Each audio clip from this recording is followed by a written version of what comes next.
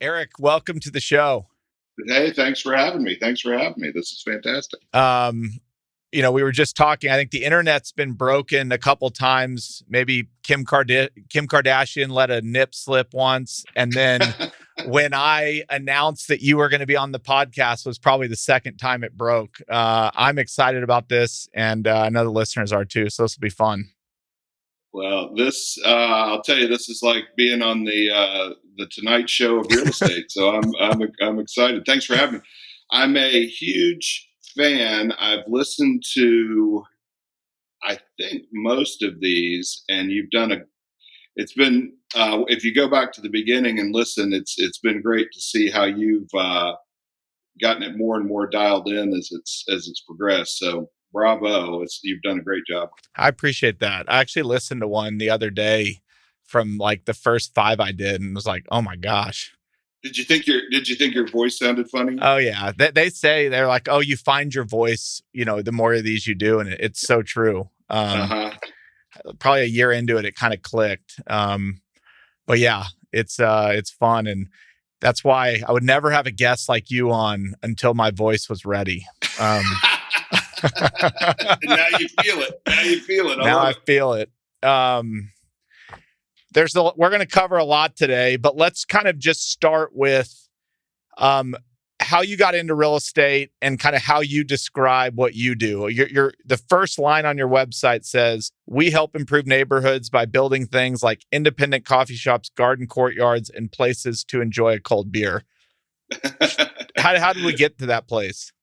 That's a great question. I think the dots connect when you look backwards. They don't. It's always a little foggier looking forwards. So I think the short answer is we're a value add real estate investor, and then the long answer for people that are killing time like you seem to be doing right now is.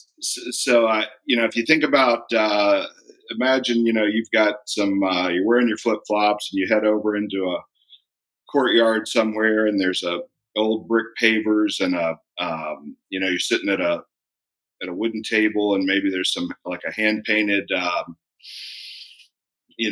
Spanish tile fountain gurgling, and someone brings you out a cold beer, and your bride has a sparkling rosé, and some friends come over and say hello, and then some pizzas come out of an Italian oven, and then you look across and maybe there's like there's a coffee shop with a fire pit or two in front of it, and then there's a sushi joint next to that's a tiny little place with an Italian with a Japanese guy that's a complete pro, and then across the grass, you can see the market that you go to, and maybe there's a dive bar around the corner where you go once a year and hoot and holler and smoke cigarettes and slap the table, and above it there's some stairs that lead up to office space that are covered in ivy. So, and you look through there's maybe an arch, and you can kind of see through to a cool cocktail bar. That place is woefully non-existent in America. And the few instances where it exists is fantastic and appealing in some way to everyone. And then the thing that we found is those places are creatable. And if you have that, then the sort of game changes, the math changes, the outlook changes, and because that's the kind of place that, were that to exist, somebody would want to live pretty close to it, and somebody would want to have their office pretty close to it. Somebody might want to have a groovy hotel next to it. So anyway, we've sort of found our way through a circuitous route of being in a place of, man, if you can do that, those places have a halo effect that changes the value of everything around it. Everybody kind of wins. And in those rare instances when you can create something like that, you've really got you got a tiger by the tail. So that's the long answer of what we do. and and then we can go into how that came to be. But I'm not brown nosing, but there's probably been one other time in 190 episodes that I wanted to just take the headphones off, fly to whatever you just described, and go hang out. That's awesome. And now the magic question. Okay, that's all sounds great. How do you actually do it? And so I would start by going. The overarching theme of the next hour will be how we get this done. Let's start with how do you know it's the right spot to start acquiring? What matters? Well, there's the thing I described is sort of universally appealing to humans, and you kind of go to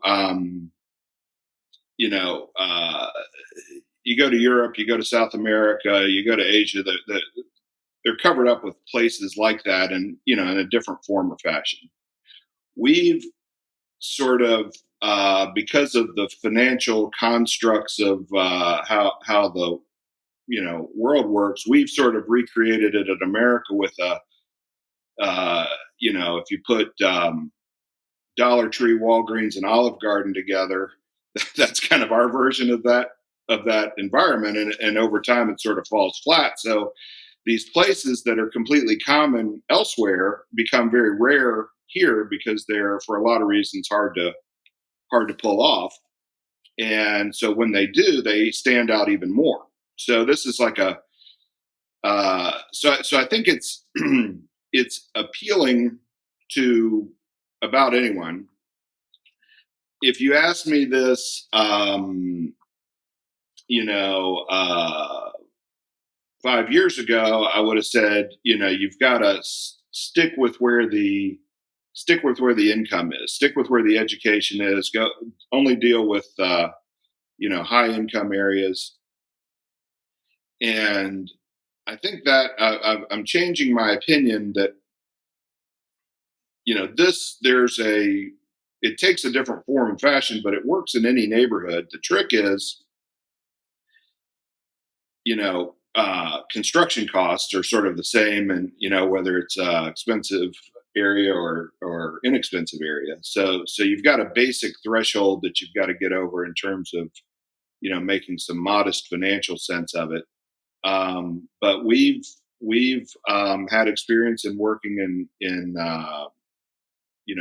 from in town to suburban to all kinds of areas. So I think the trick is it's easier to do where you can find cheap land in a very rich area, but as we all know, that's hard to find.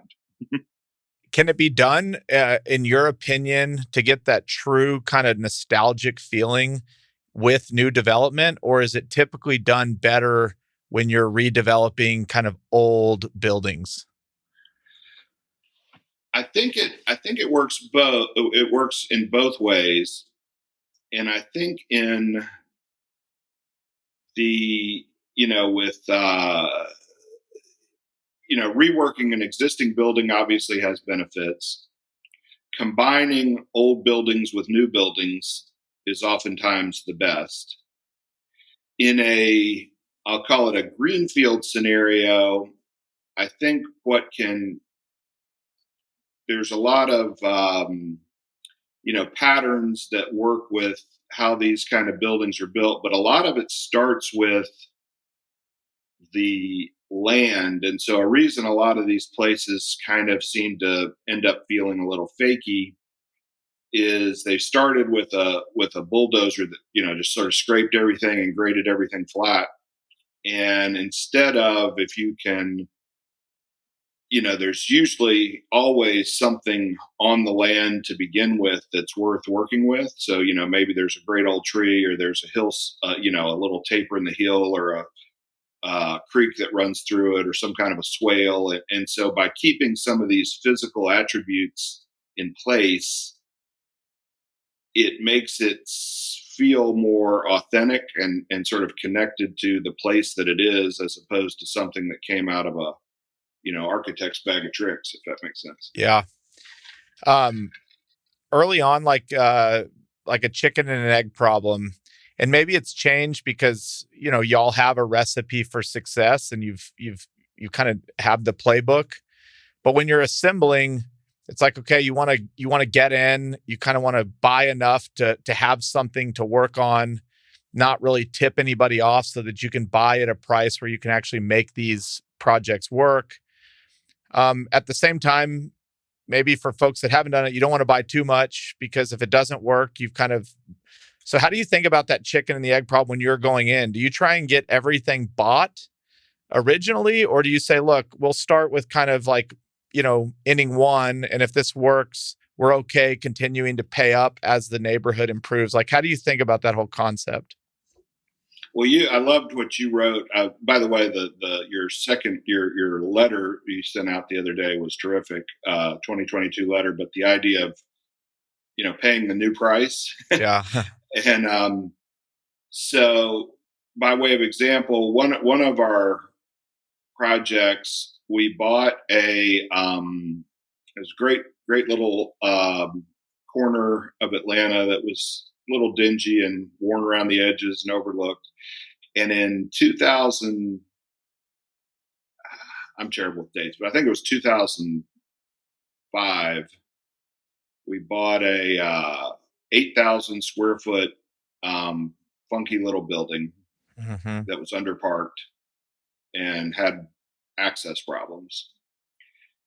Just because it was we really liked the area and thought we could get a toehold, and thinking this building's fine, the rents are low, we'll be able to fix it up over time, improve the we bought it from an owner occupier, and he wanted to downsize. So anyway, since then, because of that toehold, we've purchased another 15 buildings in the immediate area. Adjacent, across the street, next to, around. Some of that came in chunks, and a bunch of different transactions. And we recently nearby bought with partners 2.5 acres for a ground up residential development, and we're working on another 2-acre site nearby. Would you have loved to have those at 2005 prices? Yes. But also, the things evolve, they develop. You don't know what you would have been a little bit idiotic to do that in 2005.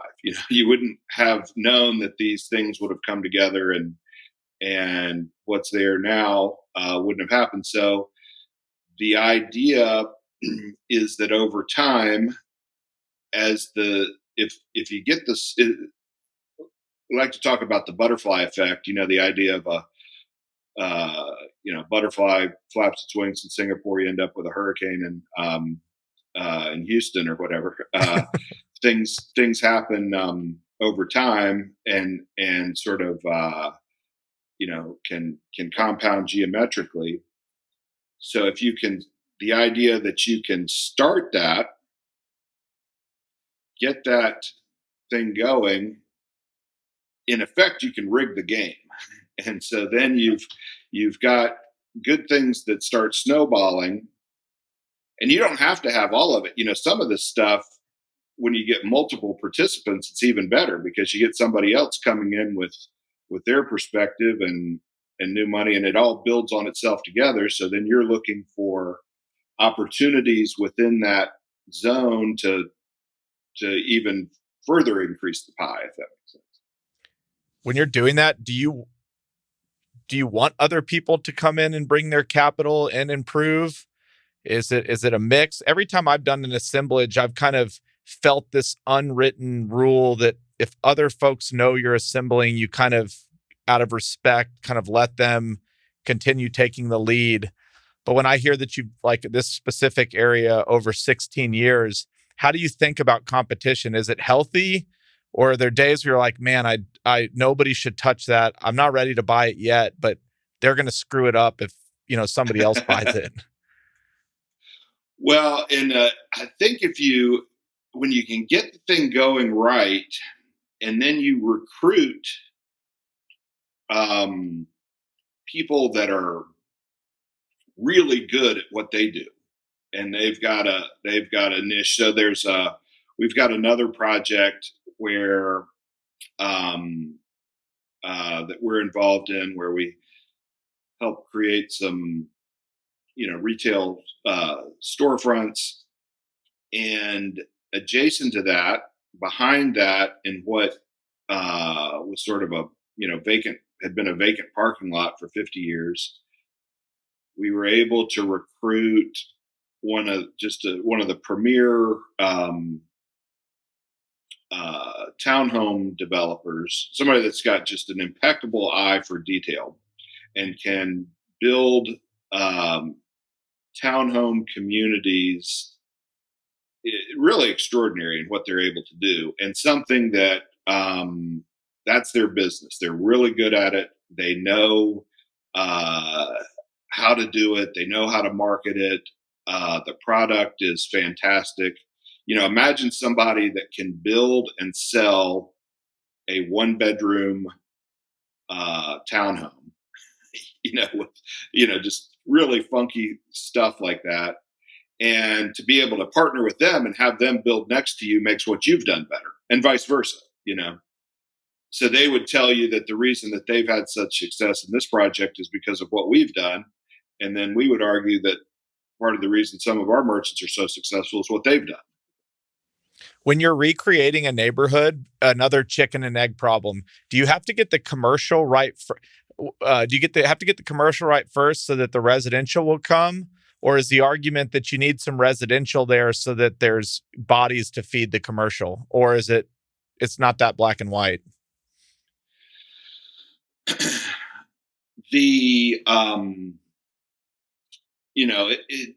To have a viable, commercial area, you need, depending on the scale of it, but you need thousands of people at a minimum. And so if you're doing anything of scale, so it'd be rare that somebody would build enough residential to sort of self-support a place. Bedford-Stuyvesant and some of those areas in New York. Those folks might get away with it. But so you're looking at a much larger area generally. In the Sun Belt, with the sort of density of places, you might be looking at a 2 or 3 mile radius in most cases as to what could support what you're doing. And then if you do it right, you're able to, if you make something super groovy, you're able to draw, people from across town or whatever. So we focus on, to answer your question, on getting it right at a small scale, at a micro scale, maybe getting 10,000 square feet or 20,000 square feet, getting that really right. And then as that starts to take shape, building on that incrementally based on what seems to be working, and sort of having the thing evolve with its own character. Difficult to do, easy to say.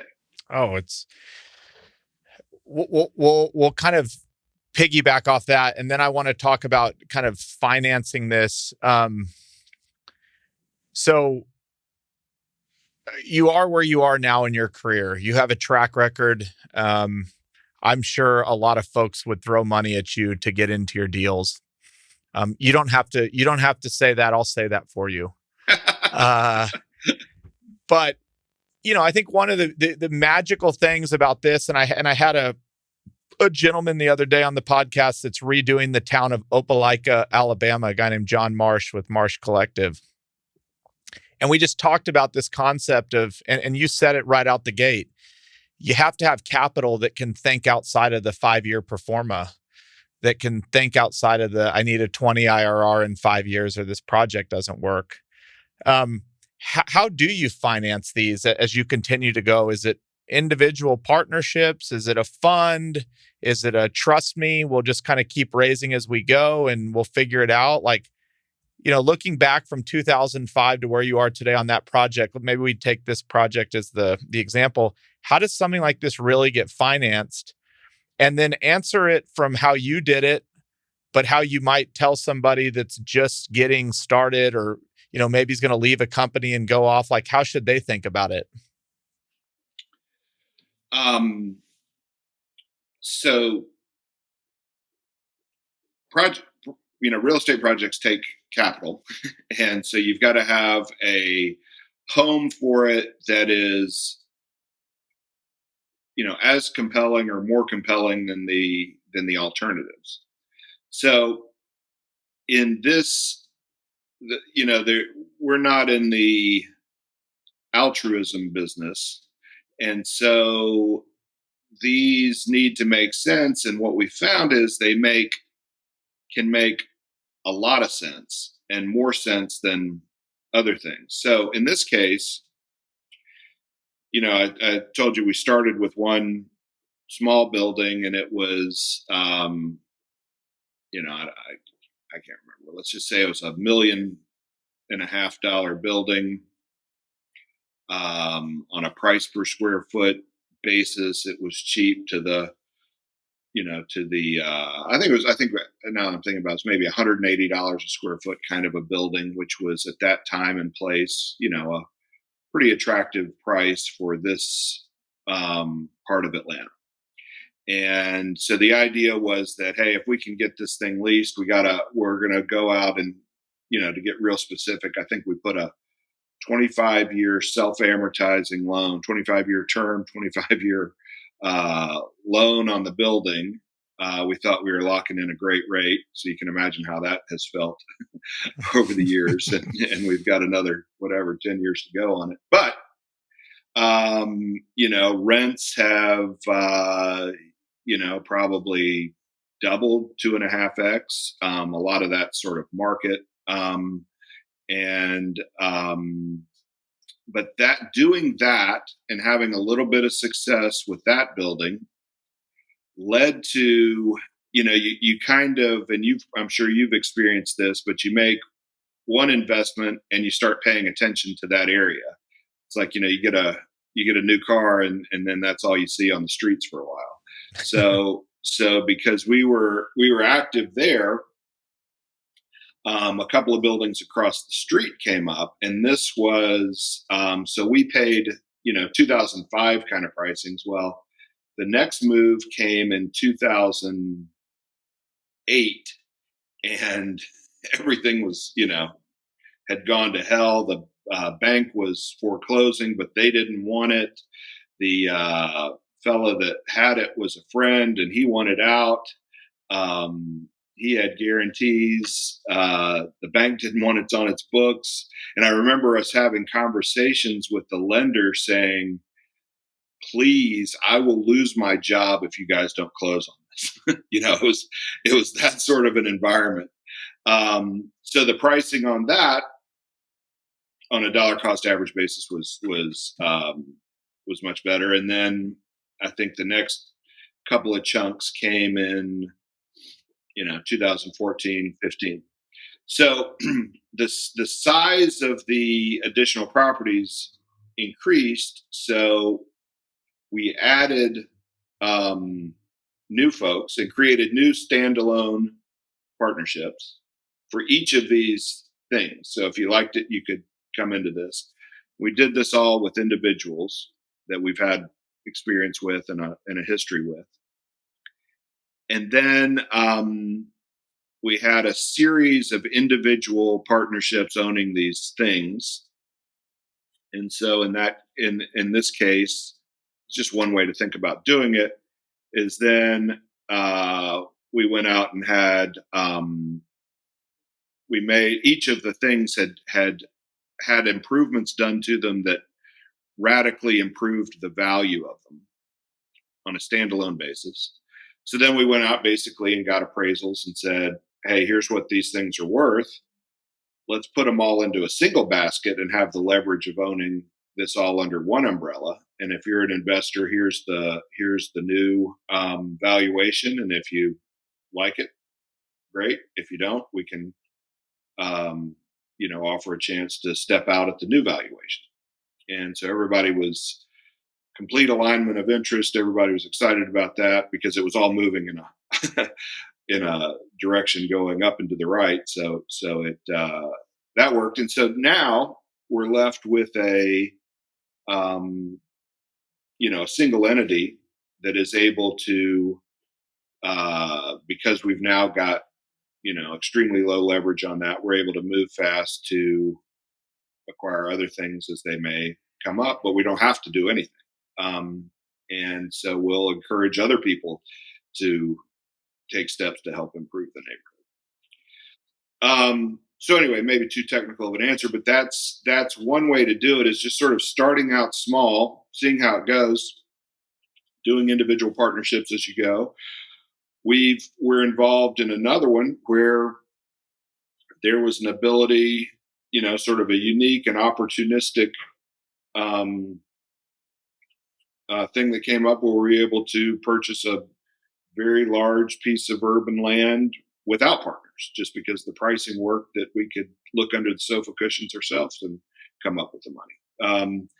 And so that's given us, more flexibility. And then we've got another one where it's was the idea of a covered land play, as they say, and we've been able to generate revenue off of that, and then improve buildings as leases rolled over. I'm gonna come hang out on your couches when I come visit you in Atlanta. Come on. Is there anything this just kind of came to mind?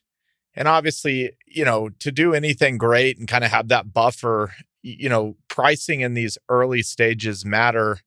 Is there anything you look at and go, nobody wishes for a downturn, and they're not, great things overall, but they do create opportunities. Is there anything you see often that you're like, I love that, and there will come a day where I can buy that? But, it seems like a lot of these great revitalizations happen when people are able to get in early at a time when there's opportunity. And then like what we're experiencing now in 2021 or 2022, if you're just going into an area right now where prices are, they're fully baked, you just don't have a lot of wiggle room to mess up and make those mistakes. And, the last thing, especially when you're paying big, when you're paying cheap, you have that 16 years. I mean, I commend you for doing this over 16 years. Most people can't wait for their Twitter feed to upload for 5 seconds. So, the question is just like, how many things do you drive around and see, and you're like, there will come a time and a place where that one makes sense. It's just not now. A couple thoughts on that. This type of property. So I've had the curse or fortune of being able to see properties over a long period of time in a lot of markets, and my experience has been this this urban infill type commercial property doesn't seem to go on sale. And there are times when it's maybe maybe what seems like fairly priced to overpriced. It doesn't seem to go on a discount. So I think part of that kind of forced us to look at things differently, and maybe because of that led us to this point. So as I said, our business has been value add investing. So the typical, like everyone else that's doing that, is you get the value is, the ultimate value is Z. You spend X to buy it, you add Y in improvements, and to the extent that that's less than Z, you've made money. So when the X price is too high, you kind of got to stand around with your hands in your pockets, right? And so what we found is that by taking the approach that we've had, there are instances where the Z is not just Z, but it's maybe follow my rudimentary and probably wrong mathematical analogies, but Z is like Z squared.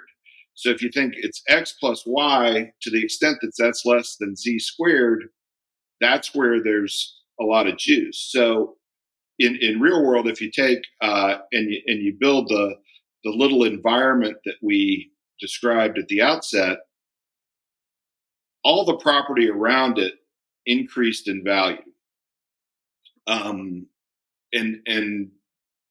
substantially, and depending on the intensity of the vibe that you're able to create on the central component. So, in a typical, let's say you're a value add multifamily investor, the typical program is you buy something for X and then you spend, whatever, $5,000 a unit fixing it up. And then you're able to get another, whatever, $600 in rent or whatever that math is.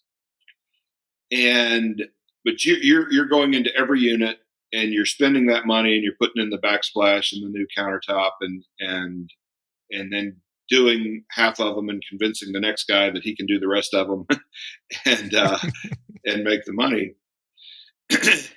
And then, but each unit has to get fixed up by somebody, theoretically. In this case, say that little environment that we talked about from the outset was sitting in between 1,000 apartment units. The rent of each one of those goes up without you've never even touched the inside of the space, right? The office building that's next door, if the value of that goes up $3 a square foot on a 300,000 square foot building or something like that. So there's this, if the housing, if there's 1,000 single family homes that increase by $100,000 in the neighborhood, that sort of ripple effect and halo effect is out there. So then the trick is, how do you capitalize on that? How do you participate in that? So anyway, that's been in an environment where X plus Y is not less than Z. We've been looking at ways to change what is Z. Yeah. All right, we're going to get into a fun topic. These are all I might call this episode "Chicken and the Egg." Okay, we've bought the real estate, but now when I think of how you described that first minute when we were talking, and you just told that you made me go to this spot that is so unique. All right, anybody can buy a building, but now you got to get it filled up, and all those components have to work, and that feeling has to start manifesting itself. How do you do that? And I got a series of questions, so we can start at it from any angle you want to start. But that is, to me, a lot of the magic. Obviously, you've done well. How do you do this? How do you get people to start showing up? So there's a lot of different things that have to be involved. So you've got to figure out a way. You don't know what's going to happen. That's the general rule of real estate. So you need to find instances where a wide range of outcomes are possible. So, it's being able to go into something and say, a lot of the things that we do is there's always this underlying theme of, well, we can always rent it for this. We can always sell it for that. If everything goes to shit, we can get out of the thing by doing this or that. There's sort of this baseline safety hatch that you can ejection seat that you can do. So one of the projects where we first started to really see how this was possible, we bought in 2009, and our office at the time, we were renting an office from one of the probably savviest real estate people I know, kind of one of the local warlords in Atlanta, and his office was there too. And this was when you actually physically went to closings. And so I'm riding down the elevator to go to the closing, and the old warlords in the thing with me asking me what I'm doing. And I said, oh, well, we're buying, this property over there and I'm going to the closing. I said, how about you? What are you up to? He says, oh, I'm going to the bank to withdraw all my cash. And, this is when things were so bleak that the idea of banks imminently failing was happening. So I, kind of pulled on my collar to get a little more breath of air, and we went on and closed it. And times were completely terrible. However, that allowed for the opportunity that we knew that the market rate for retail space, and it's a very high demand area, very affluent area, one of the best areas in the Southeast, next to one of the top performing malls in the country. We knew that we could rent space in this property as is if we could set the rates at half of what market was. And so our price allowed us to do things really cheaply. We could have built a parking deck on the property and park cars at a huge premium to what we were paying. So there was a big margin of safety in that. So that's sort of a recurring theme of figuring out, how do you have a margin of safety? In this case, we knew we didn't have to do anything, and we'd be, barring complete apocalyptic failure of the banking system and the financial system, our pricing was going to hold. So we made the bet that there wasn't going to be a complete and utter collapse. Then as we got into it, we saw that, hey, yes, we can rent this stuff to B grade folks at C grade rents and be fine. But we started talking with some of the really fantastic merchants and restaurateurs, and people said, gosh, if this was cool, we'd be interested and we can pay X. And so if we thought, if in an apocalyptic scenario we could rent space for 20, people were telling us, gosh, if you did X, Y, and Z, we'd pay you 60 or 70. And so then it was doing things on an incremental basis to say, we went out and attracted a couple of tenants on the idea that, hey, if you fix up the space and do this and that, we'll come in and we'll pay this. And so we were able to then go to our lender and come up with a method of financing a significant repositioning of the property based on doing things in an incremental way. And then we were able to show up and say, hey, if we do this, we've got this handful of tenants. And then we did that. We got some more money that led to the next handful of tenants. So it was a chicken and egg where we had a margin of safety to begin with. So we had a lot of options, but then by doing things in kind of an organic step-by-step way, it allowed us to attract additional, in that case, debt capital to finance, some pretty radical improvements. And in that case, I think the last lease that we did was at $100 a square foot when our initial underwriting was at $20 a square foot. And over the same time, cap rates, just the market that we rode went from, 6.5% to 4%. So that was a case where that incremental sort of approach happened to work out. Had it not worked out, a lot of that's was timing and fortune, but having that margin of safety, I felt pretty good. We felt good that we could have weathered it out, and been able to survive.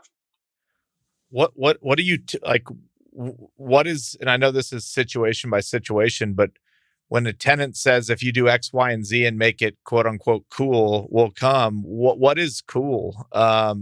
Spending lots of money on their space and saying unlimited TI, like what actually gets that cool factor? And is a lot of this, if I'm the first tenant in, is it all about kind of what you're willing to do for them? Or is there other things they're looking at that go, yeah, I don't mind being the first one in? Was there some characteristics you had maybe external to the building that mattered? But like what's cool and what gets that first fish on the hook? Yeah. So there's common themes that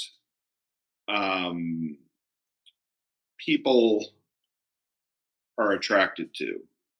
And for example, in no particular order, if you have indoor outdoor space and you've got trees that cast sort of a dappled shade on a sidewalk, for example, and if you've got flowers that are hanging at eye height, and you've got hand painted signs, and you've got sidewalks that are wide enough, and then little places to sit that are kind of off to the side, you can think of you can come up with 100 little components like that make a physical aspect of a space that that is universally appealing to people. You look at the great sort of people places around the country, around the world. They all have these similar aspects to them. So you start looking at, and I would say we're largely students of that kind of thing. So you can look at a dingy strip mall and say, hey, here's what you could, here's some physical moves that could be made to that. And if those physical moves were made and you said, instead of Subway, if that was a groovy taco shop, and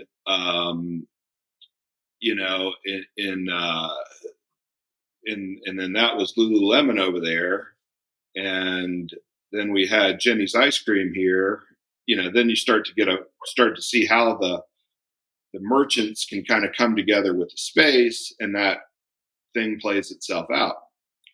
So the trick is being able to, and I'm always amazed that, you're dealing with some of the most creative people in the world, these, restaurateurs and merchants.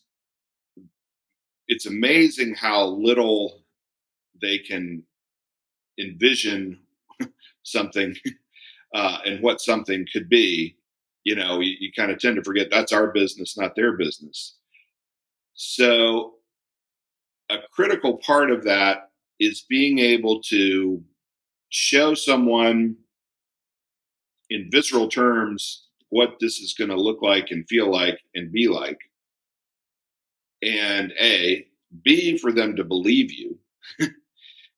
And then C, to convince them that they need to, based on those beliefs, they need to move. So it's a huge front end loading on the visual, telling the story with visuals, with video, with showing them other places, building a relationship where they trust you. Like, yeah, this is actually going to happen. I'm down. I get it. So that's a huge part of the battle is convincing someone that can and will happen. And this fits with what you're about. Yep. Is there anything you're doing, like just getting into pure numbers for a second? Are you structuring leases differently than your typical retailer? Like I'm speaking specifically to how y'all do it. Is there certain kind of things that matter in a lease, maybe more early on with those tenants and the folks that are coming once the area is kind of proven, like TI and percentage rent? I don't know, anything that comes to mind. Yeah. So you've got a it's sort of the idea of you think about a venture funded company. You've got an angel round, a seed round, an A, B, and C round, and so you've got to when you're doing angel, when you're looking for angel investing, you're willing to make a different deal than after you've reached unicorn status. So on a project that we're involved in now, the first started leasing it, say 3 years ago, and we were able to attract some really terrific local restaurateurs out of the gate, and they made you know deal rents that are, if they're not in the single digits, they're close to it. and 3 years later, we're signing leases that are in the mid $40 range. So you think about that escalation. Nothing's changed other than it's proven out. It's more visible. It's more tangible. People are doing real business. You can see what it is. So the each of those and we had the ability to be able to do that. A lot of these things are really hard. Somebody's building a building ground up all at once. They need $42 across the board. They need all their leases signed so they can show up to the bank and get their financing. So having a structure that allows you to do things on the basis I described is critical, or you just never get there. Yeah. I need to get in on one of your seed rounds, so just let me know when the next one comes out. Yeah. I'm going to call this little section of the conversation "Stick to Your Guns." So you kind of said it's your job to create the place that you forget it's not on the tenant, it's on you. So I'm picturing you kind of standing in these empty buildings, or they're starting to fill. You kind of eyes closed. You see the pizza shop. You see the bar. You kind of see it all. How do you stick to your guns when the pizza shop's supposed to go there? And I'm making a way exaggerated example, but Walgreens calls and says, "I'll pay you way more than that pizza shop will ever pay you to be right there." How do you think through that? Because it's got to have a lot of patience. And do you run into those situations where who should go there, but who's at the door today is willing to pay more, but they're totally the wrong tenant? Yeah, that's the that happens all the time, and you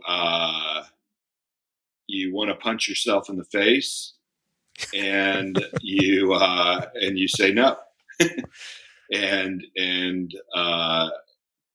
now there are plenty of instances, where there is no halo effect, or you don't participate in the halo, and so then to make the Chase Bank ground lease deal, absolutely, they're gonna, and you squeeze every last nickel out of them, and and that's the deal,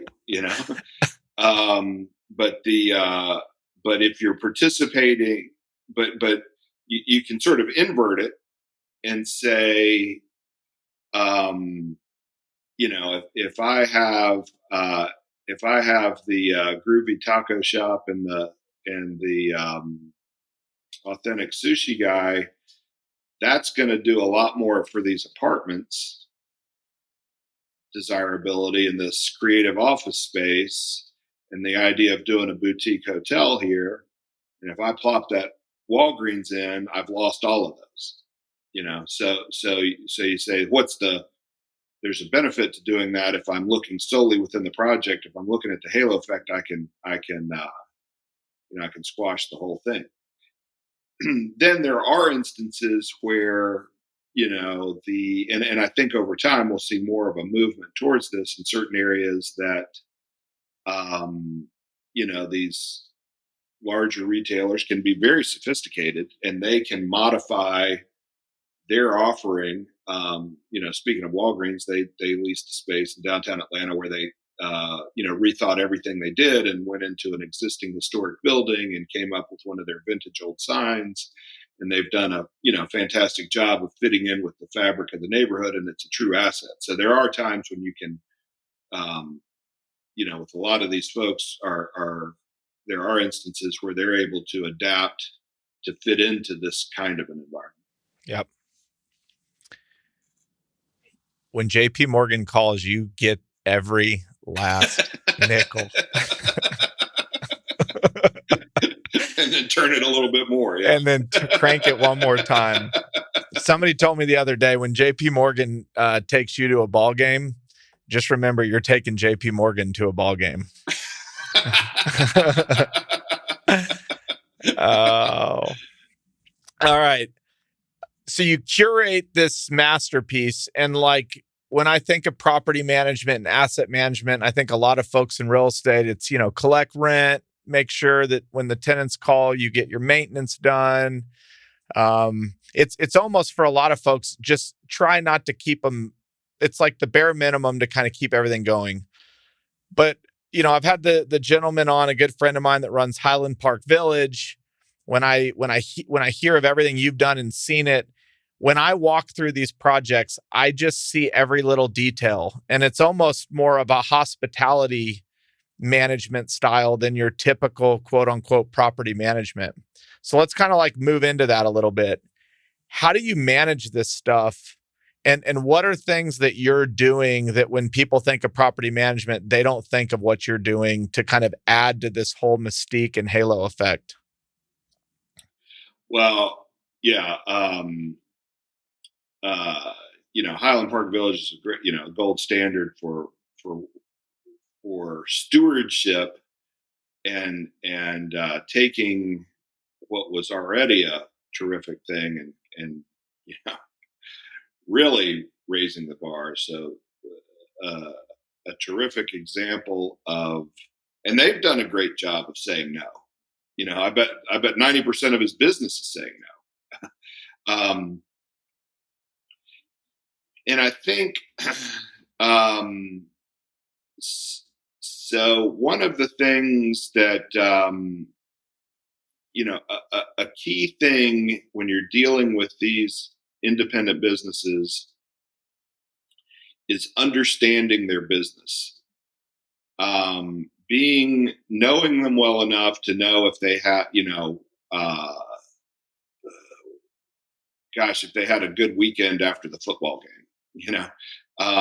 how was the, knowing how their business operates on a day-to-day basis and having that sort of a rapport with them. And the interesting thing about retail as opposed to other business types is the folks are actually making the space is integral to their livelihood. So, if you're using office space, you can use any office space. It could be that building, it can be this building. If you're renting an apartment, it can be that one, it can be this one, it can be across the street or around the corner. In the retail world, it's very specific to the actual space that they're using, and so the relationships and how they fit into the ecosystem is critical. And so by having relationships and understanding how their folks are doing, you're able to understand the pulse and the health of the business. We have one of Atlanta's iconic dive bars as a tenant. And in the early stages of the pandemic, this is at a time when when the corporate types went into full opportunism mode, and the giant balance sheet mega retailers were withholding rent from everybody because they could. And the only reason people dealt with them in the past is because of the credit, the idea that if things got crazy, at least you'd get the money. And so it was just staggering about how they showed their true colors, and just up and down the line, just stopped paying, and gave a middle finger to every landlord. And so, knowing how things were progressing, we went to the fellow that owns this bar and said, hey man, I think I know things are rough, and so what we'd like to do is not have you pay rent for the next 3 months, and we can kind of figure out how this thing sorts itself out. He was closed. There was a mandate that business had to be closed, etc. We didn't know what was going to happen, but we'd gotten a little leeway from our lenders, and so we went out and tried to get in front of it and said, hey, why don't you not pay rent for the next 3 months? And know him well, and he said, hey, wow, thanks so much. Tell you what, I've always saved for a rainy day, and this is one of those rainy days. And so I just soon go ahead and pay, and that way we'll be even. So at having, that's an anecdotal story and a unique story, and there's plenty of jackasses in the world, but there are people like this that at the same time, some of these, publicly traded mega retailers are not paying you when they have the ability. B, a lot of them were open and they were contractually obligated to. They opportunistically said no, and then this fella who's not open, we offered to let him not pay rent, and he does the stand up thing and says no, in fact, I'm fully prepared for this.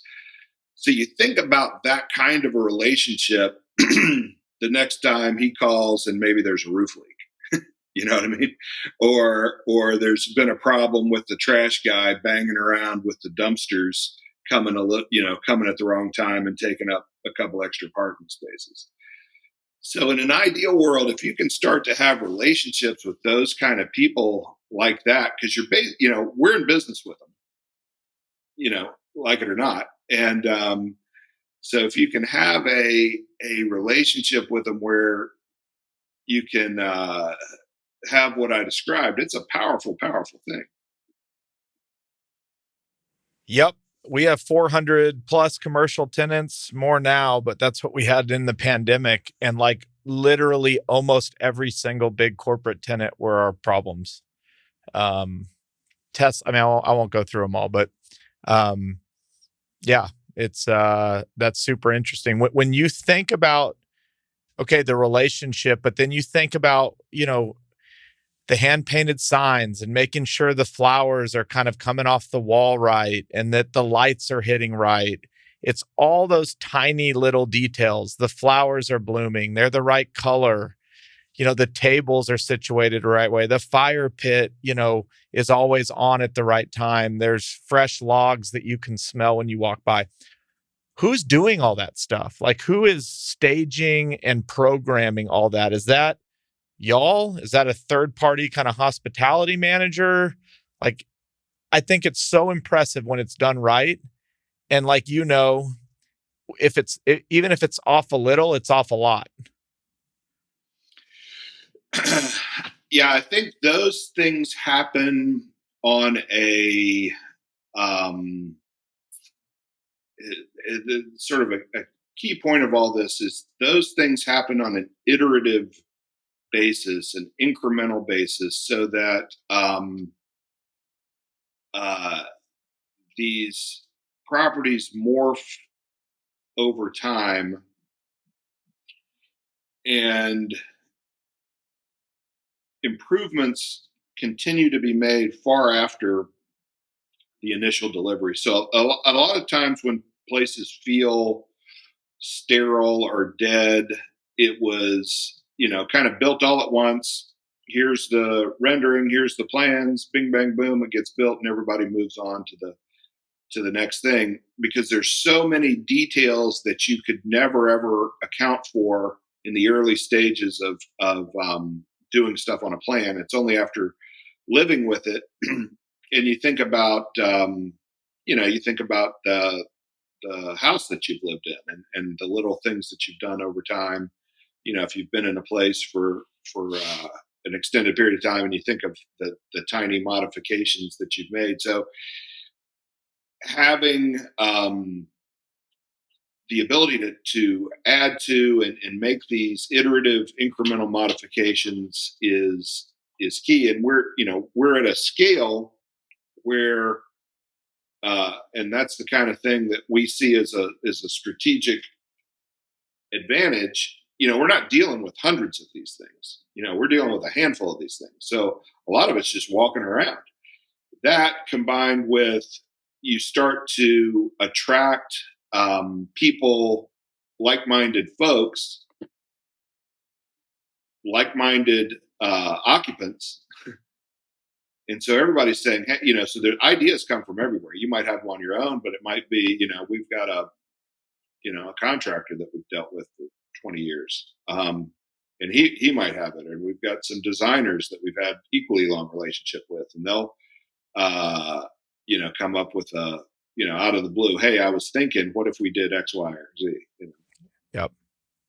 Do you walk the properties often? Do you have people that do it? Is it all the above? Oh, yeah. Yeah. It's like, oh shit, Eric's about to go walking. Here we go. Yeah. Keep the sunglasses on. We were talking about credit tenants, and I think what makes a lot of these things, from my perspective, kind of magical is that a lot of them are filled with kind of these local tenants. So let's just spend a second on it. How do you, I think one question that came up on Twitter was like, how do you justify the upfront TI for local tenants? And then after all the years of you doing this, can you usually spot when somebody, a local tenant that maybe doesn't have this long track record, is going to be successful, or if they're not? Yeah, great question. And I want to, be clear. It's not, I don't want it out there that we're like the SoftBank guy handing out buckets of cash to broke people. You did say you have a seed round, though. There you go.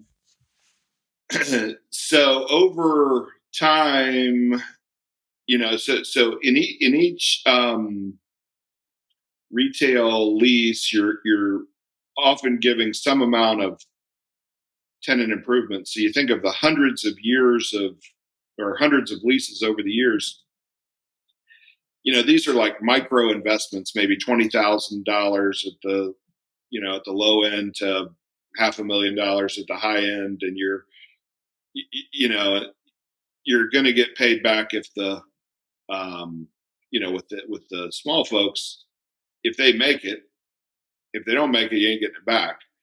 And so the reps of doing that and seeing where you've gotten smoked before, you tend not to touch that hot stove again over time. And so where we've, I would say most of our transactions are, we set up these, properties where it's as is, where is, we'll give you the keys and you take it from there. And it's within, we'll work with you to collaborate with you on how you build it out and what it looks like. But then there are certain instances where, we've got a previous relationship with them. That's almost always the instigator, or we've got a space that we know if we can make this space into X, that's going to be an all-weather, forever, fabulous space. And if this doesn't work, because all retailers or restaurants are on a march towards bankruptcy at some pace. It's either it's coming. It's just how long are they gonna make it till it does, and are you going to get paid back before they do? But these buildings don't go away. Or they've got a longer fuse on them. So when we see instances of, man, we can create this fantastic, restaurant space with the patio and this whole thing, and if these people don't make it, we'll high five each other because we'll do even better the next time because now it's built. And so we'll a lot of times load up on in select instances where we're kind of creating a forever place. You think about it, at Highland Park Village where, that little pass through where Mi Cucina is, if there still are. And if they were to leave, he'd be upset for about, well, I guess it's his business. But if the restaurant were to leave, they'd be sad for about 5 minutes, and they'd have 10 others that would go in at a better rate. So, don't shoot the messenger, because I know that this is not true. But everybody blankets retail as just one thing. Retail's dead. Headlines love to say that. But I would say it's we can't call all retail. And when you described kind of the Walmart, Jack in the Box, Walgreens combo, is like, yeah, that gets me as excited as burnt toast. But there seems to be this like new revitalization. And so the question is, what do you say to people that say retail's dead? What is dead and what's not dead, and what's never going to be dead? I think the winners in that world, the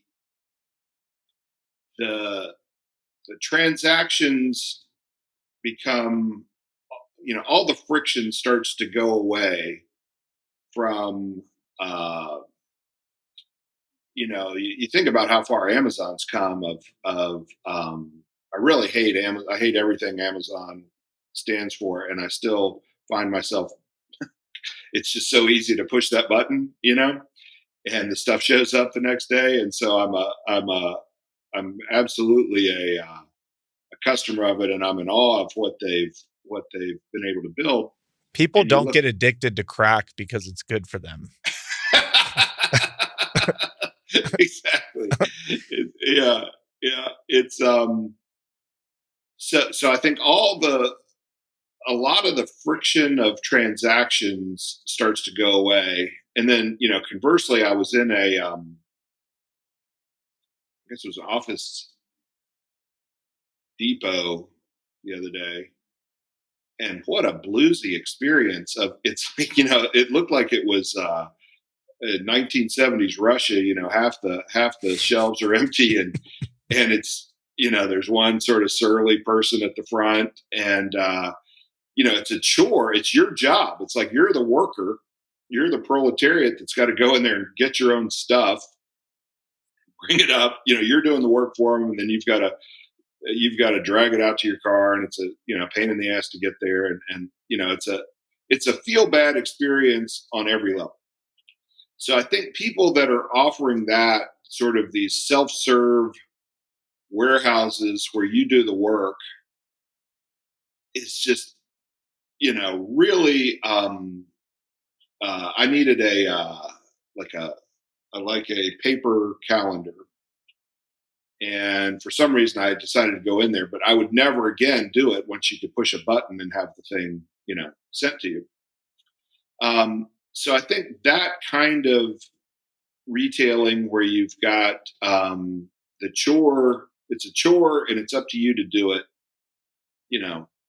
over time, that friction goes away and it gets replaced with using physical spaces to create a connection between the brands and their customers, and So, companies like Walmart, I think, will be wildly successful, competing against, and you're already seeing it in how much ground they've made up with Amazon, for example, of the frictionless environment that they're starting to offer, and taking this immense amount of real estate and converting it into, a place that's easy for consumers and engaging, and that sort of thing. So those places, so retail's going through a massive change. I think by most metrics, we've got a ton more space than any other country in the world on a per capita basis.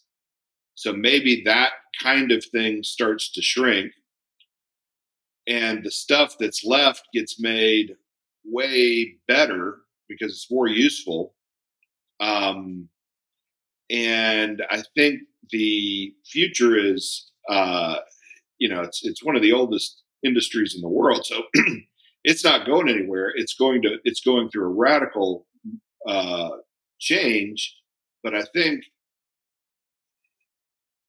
we're gonna, the consumer is going to be the winner, and it's going to be a radically improved environment where you actually enjoy the process of shopping and consuming, because if you don't, they're out of business. Yep. I love it. All right, I probably should have started with this, but we've kind of gone through a lot of segments, and how would you just describe, what your edge is at this point? I know there's like all these little pieces that it's like a big gigantic puzzle, the kind of stuff that you're doing.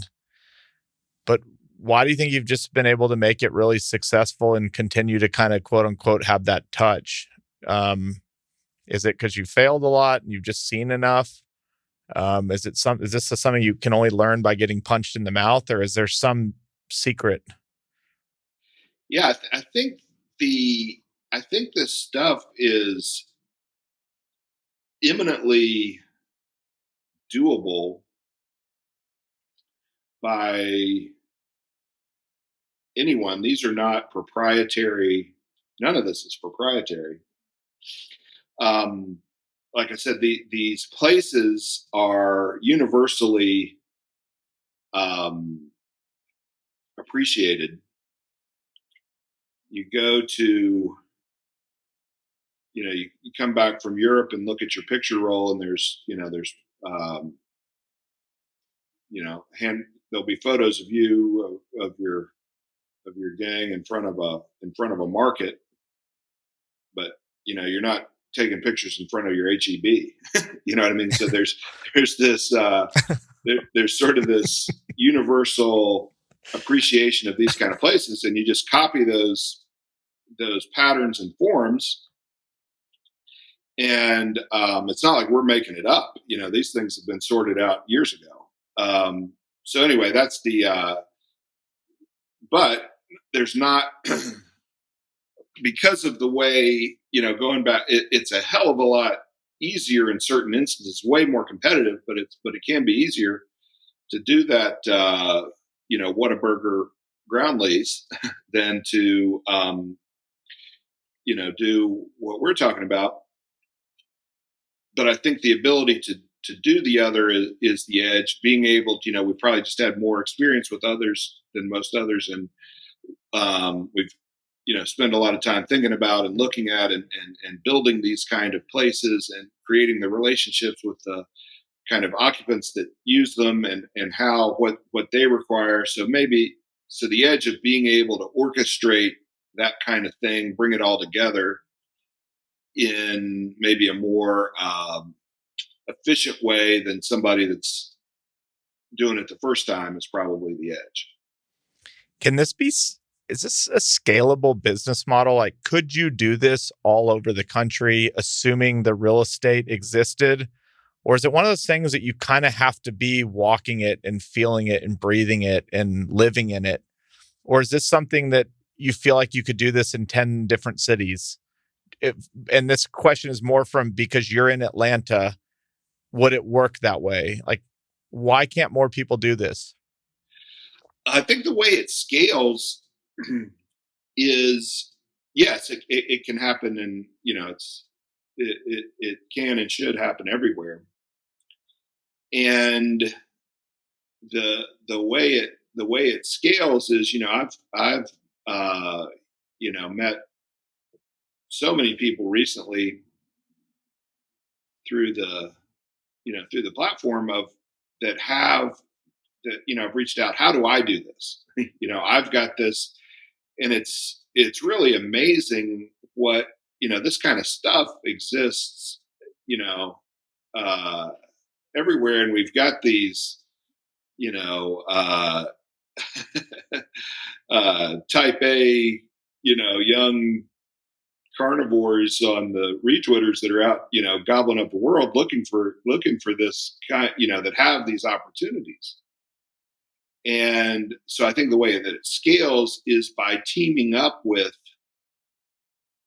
folks that can that have the opportunity and have the that see an opportunity in a given market. And because the themes are the same, the patterns are the same, the approach is the same.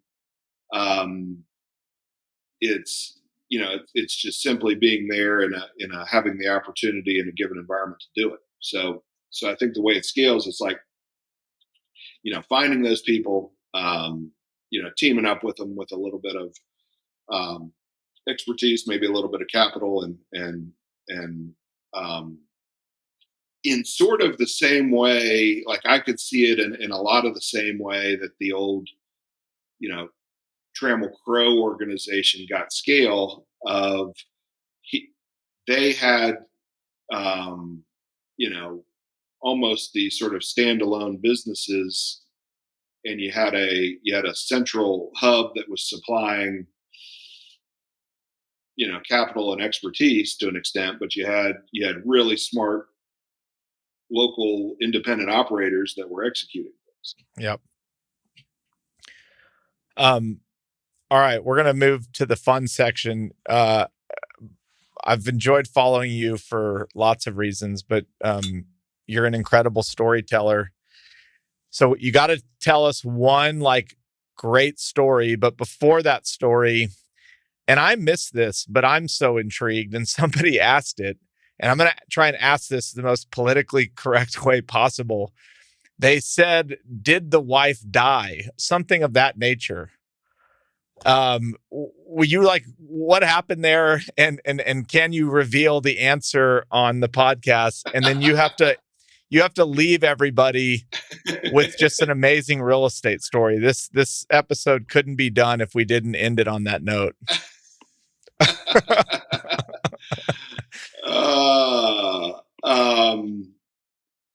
Well, that came from gosh, I'm trying. I want to be careful what I say so I don't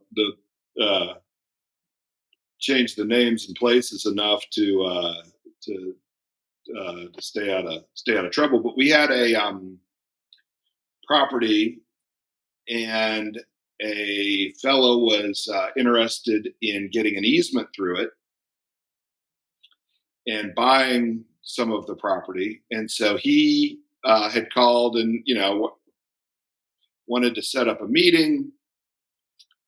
And he shows up at the office late, and sort of an impeccably dressed older guy, looked like central casting, like a senator with this slick back white hair and the expensive sport coat, and he was sweating profusely, and he said, "I'm sorry, I'm late." I said, "Well, that's no problem." He said, my wife was killed last night." And then he takes his finger and draws it across his neck and said, "I walked in and her throat's cut completely open and there's blood everywhere." And my partner and I are like, "What in the, oh my God. I don't think we need to meet, I think we could have postponed this." Anyway, he went into just and I went into just extreme detail about what he found and how it happened, and and we're just sitting there with our mouths hanging open. And then he said, But anyway, about that easement. So he, anyway, and then I So got the home. question was really, was he guilty or not? Well, I got home and there was a big thing on the news, and he's, they've got his picture on the news that he's a whatever person of interest. And anyway, so I think it never, he ended up dying before anything sorted out, but he was never convicted or I don't even know if he was charged with it. Fair enough. But who knows? All right. Leave us with a hanger. Oh, I've got one for you. I've got a couple for you. So, starting out, I had a terrific, what I thought was a terrific project when I first started. Had a friend in the industry, and I needed some additional, co-investment money to set up a joint venture. So I needed some dough, and a good pal of mine and longtime partner, still to the day, said, well, you should talk to my brother. He's in the raises money for hedge funds, et cetera, and he's great. He'd be happy to help you. And so I meet him, and great, fantastic guy. And so he was not involved in real estate, but was involved in the money business and had a lot of dough. And so I said, here's the opportunity. He said, oh, this is great. And was sort of I'm whatever, I'm, early 30s, and he's late 50s, early 60s, and, knew his way around investments. And he says, man, this is terrific. I'd be interested in co-investing on the GP side with you. Terrific. I said, that's all I need. I've got a meeting with there was a branch, doesn't exist anymore, but a branch of Goldman Sachs that was interested in maybe doing the big equity. He said, great. So we flew to meet him, and this is it, man. This is one of my first big co-investment things, and I go out and I lay this thing, and it's a fantastic, and I'm on, and I sell this thing as hard as I can sell it to these folks, and they sit around and they go, they start nodding their head, and they said, well, we like it, and I think this is something that we can do. And I was thinking, oh my God, this is unbelievable. I've got a institutional equity partner now. This is fantastic. And they said, this is great, and here's how our process works. And the only thing that we need to do is some background checks. And I'm like, great, no problem. And I'm under the table, I'm doing like that Tiger Woods fist swing. And then the guy I'm with goes, well, what do you mean by background checks? I'm like, my head jerks to the side, like, what the hell? And they go, well, we just need to. He says, well, I have, just to be upfront, I have a felony on my record. I'm like, I'm just seeing like all my hopes and dreams, collapse and slide through my fingers of this deal's dying. And I'm just looking at him like, what in the hell are you talking about? And he goes, and he goes into this story. He says, I can tell you the story. And they're like, oh, please do. I'm like, oh my God. He goes into like a 30-minute story about how he went to Cal Berkeley in the 70s, and he, ends up getting arrested on for these marijuana charges. And I'm like, this cannot be happening to me. that I was ready to get a check for, I thought I'm walking out with a check for $20 million, and this clown's now killed everything. And so anyway, it goes into great detail about the story, and then I'm just sitting there with my head hanging down, and they go, "Oh, well, that's no problem at all. We just want to make sure you haven't done anything fraudulent." and so, my head snaps back up. I'm like, "Is this for real?" Yeah. And so anyway, anyway, everything ended up working out, and they said, "We appreciate the candor, and that's a great story, and we look forward to working with you." So I love it. Oh, I love it. That is so funny. Yeah. All right, you said you got two. Let's hear the last one. Oh man. I don't. Wait, is this on the air? No. You told me your goal is to get me kicked off the air. Well, I think as I'm a huge fan of what you've been, what you've created. If you didn't have that gray hair, the whole thing wouldn't even seem plausible. That you've been able to do what you've done at such an early age. And I was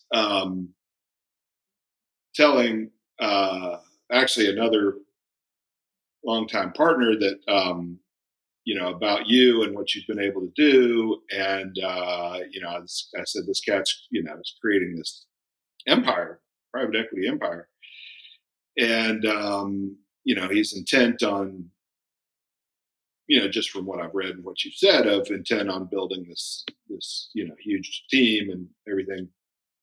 And he laughed and reminded me of a project where we went to, we had a name brand institutional private equity, one of the larger private equity companies, real estate private equity companies, as a JV partner. You would know the name. Everybody on the call would know. Rhymes with Jack Moan or Jack Stone.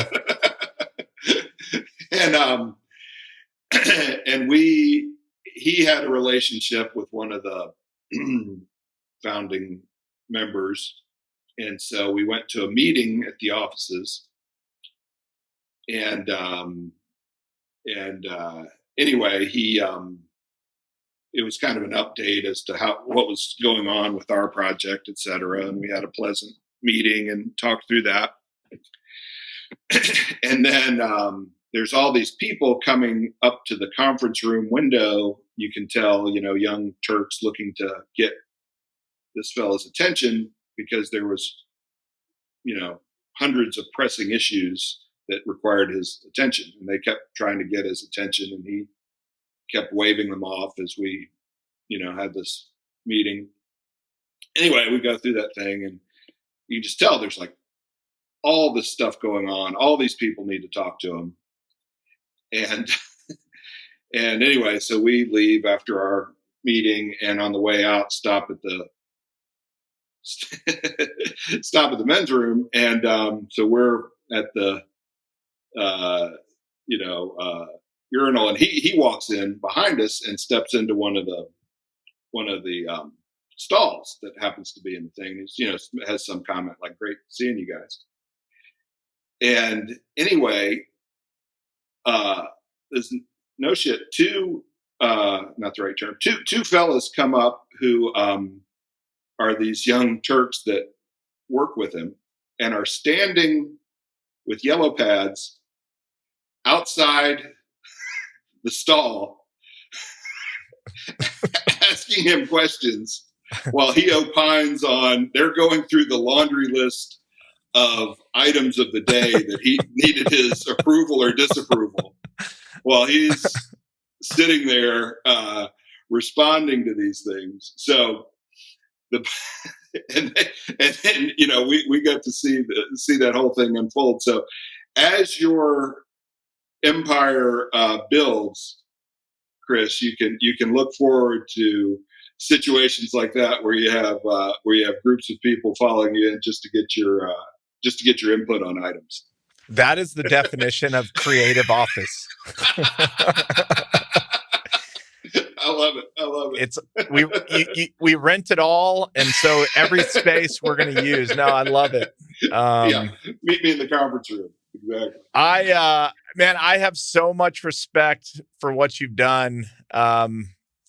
I have not been vocal about it on Twitter. It's a kind of a prior life, but I at one point assembled 90 acres along the Trinity River here and almost rebuilt a city. And it took you ask why I have gray hair, thousands of apartment units now. And I'll be honest with you, it's a labor of love. And like the difficulty to pull it off. I can feel it at my core. I'll be honest with you. I didn't have it. That just wasn't me. But I can feel it coming out of you, and in an hour conversation, it can come off as a lot easier. But it's a monumental task. I think you've figured out something that's worked pretty well. So it has, and I went the other way. What is the easiest thing that I don't have to have the hand painted signs and the but I learned that from something else. So this was awesome. It was better than I thought it would be. I look forward to meeting you in person sometime. I think we'll be in Atlanta in the next couple of years where we've got our eyes on it. And if I come out there, I want to spend some time with you if you're available. Well, and likewise, and I'll do the same. And I'm watching from the bleachers at what you're doing and cheering you on, man. I think it's really fantastic. And thanks for having me. Appreciate it.